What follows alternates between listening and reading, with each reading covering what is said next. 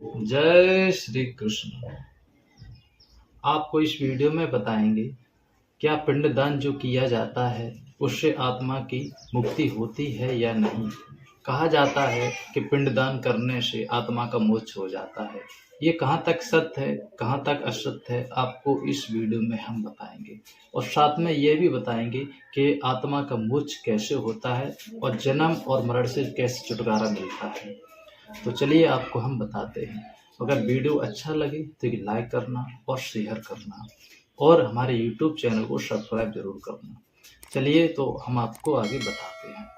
देखिए कि जैसा कि ब्राह्मण लोग जो क्रियाकांड करवाते हैं पिंडदान का, तो मैं आपको बताना चाहूँगा पिंडदान करने से आत्मा का मोक्ष नहीं होता है और न ही जन्म मरण से छुटकारा मिलता है। छुटकारा कैसे मिलता है आपको हम बताएंगे। जो मनुष्य जब जीवित था तो उसको कर्म अच्छे करने चाहिए। अच्छे कर्म करने से ही आत्मा का मोक्ष होता है और जन्म मरण से छुटकारा मिलता है। अगर साफ तरीके से बात किया जाए तो अर्थ इसका ये है कि जब मनुष्य जीवित होता है, ये शरीर में जब जीव प्राण है, तब तक मनुष्य को भगवान की भक्ति करनी चाहिए और कर्म करना चाहिए। कर्म यही आता है, गृहस्थ जीवन जिए आप, अगर आपका परिवार है तो गृहस्थ जीवन जिए और भगवान की भक्ति करें। और एक को मानना है, ये नहीं है कि हम भक्ति करेंगे तो सभी देवी देवताओं को मानना, सबका पूजन करना, नहीं। आप जो आपका आराध्य है, जिसको आप मानते हैं, जिसमें आपका मन लगता है भक्ति करने में, आप उसी ईश्वर को माने और उसी परमेश्वर की आप भक्ति करें तो आपका मोक्ष होगा।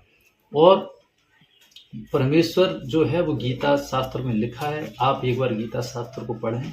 गीता शास्त्र में जो विधि है, जो परमेश्वर है उसी की भक्ति करें, मन माना आचरण ना करें। आप परमेश्वर की भक्ति करें तभी आपका मोक्ष होगा।